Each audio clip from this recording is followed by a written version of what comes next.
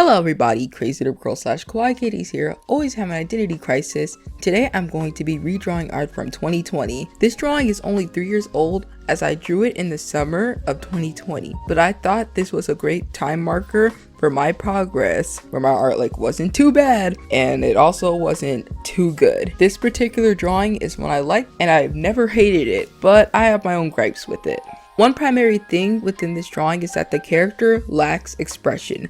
The character is obviously happy, but she doesn't look ecstatic, which is what I was going for. Another thing that bothered me about the old drawing was the direction the eyes were facing. This is an uncommon issue I have that appears every once in a while, so it's just a really strange mistake that I made that I literally kept trying to fix, but it wouldn't work out. The mouth in this drawing probably is one of the biggest things that bothered me shortly after I finished the drawing. And years later, a few months after this drawing, I developed a way of drawing mouths that showed more detail within the teeth, but this was right before that time. The red gradient in the mouth really dries out the drawing. Another really big detail that bothered me within this original drawing is the outfit.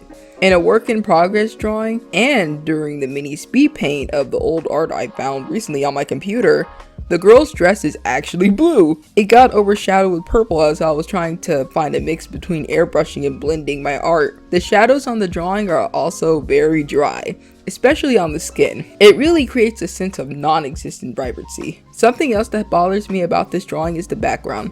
In my videos, I think that sometimes I forget to talk about this feature, but it is still really important. The sparkles in the background are way too big. The reddish pink color wasn't a good match with the blue and purple dress, and the background didn't emphasize the character. The blurred version of the image looks blended in strange places too, as I create a few versions of each drawing I do still. With these primary issues in mind, I began the drawing process. This drawing took me around 4 hours, which is really good timing for me. My big drawings take over 10 hours. This drawing was meant to be more fun and relaxing to see my progress over the years, as I am currently working on a large amount of big projects relating to art. One change I made over the years is making less sketch layers and making sure my sketches are clean and are easier to understand. I made sure to make the pose more dynamic by putting the left arm up in a fist, moving the sleeve to drape over the girl's arm, and making the girl's head lean into the right along with her shoulders. I was debating this choice as I didn't mind the original pose showing off the long sleeves, but I decided to go with this idea for more expressiveness. I also made sure to make her hair lean to the side along with extending the bow in her hair to also lean on the side of her head. For her face, I made her eyes more wide open and made the pupils a lot smaller.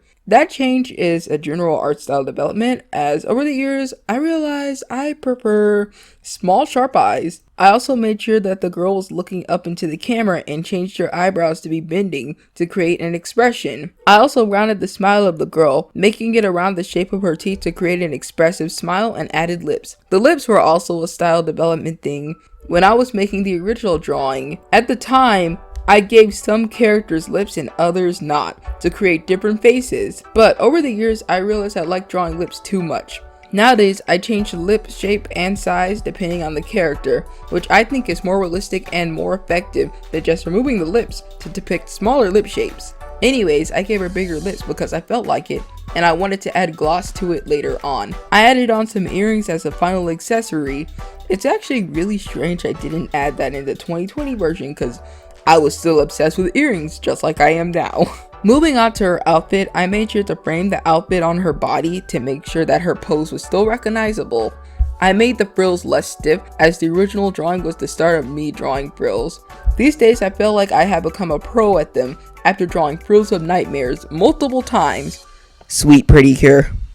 The next step of this drawing was the line art process. During the first iteration of this drawing, I was still developing a line art style with changing line thicknesses, so the original looked a bit unpolished and not as stylized, with less pin pressure differences. The new line art style is full of different line thicknesses and disconnected lines that create implied shapes, allowing more of the art to be relied upon shading later. The eyes, mouth, and hair are lined especially differently. The eyes are thinly lined with gaps indicating eyelashes, along with visible top lashes and bottom lashes below the waterline of the eyes. The mouth has more definition and teeth, and the hair has thinner strands and more volume added. After the line art, we finally get to the most interesting part of the drawing, the shading. The skin was painted with more reds and darker values to create a sense of more volume within the character. I also added yellow lighting to create more shine and reflection on the skin, as darker skin tones have more light reflected on them, as a black person myself. I used purple shades to create a sense of distance on the skin also. The eyes have more blue instead of purple, and more values inside of it. The mouth has more vibrant shading with a mix of red and blues to create distance within the mouth, and to add vibrancy that was missing from it in the original drawing. I also added white with light pink shading to create depth with the teeth. I added more values into the hair, along with purple shading. Funny enough, I mostly draw characters with abnormal hair colors, so I had to get used to drawing a normal hair color for once.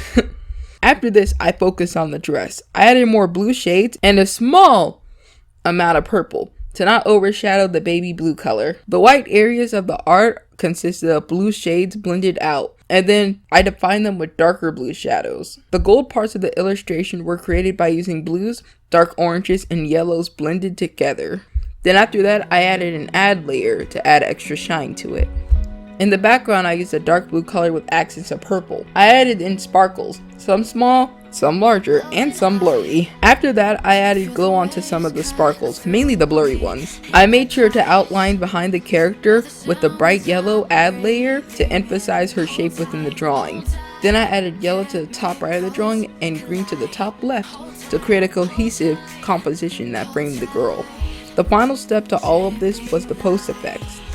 I added extra lighting onto the girl, sparkles, and general things that would enhance the shading of the art. I also added extra hair strands to complete the drawing. Voila! This is the complete drawing. It is such a big improvement from 2020 and shows all the progress I have made over the past 3 years. I really hope you enjoyed the video. Check out my Magical Girl comic in Your Joe Elements on YouTube or on Tapas, as I have finally published it on there, and my other social media. Bye!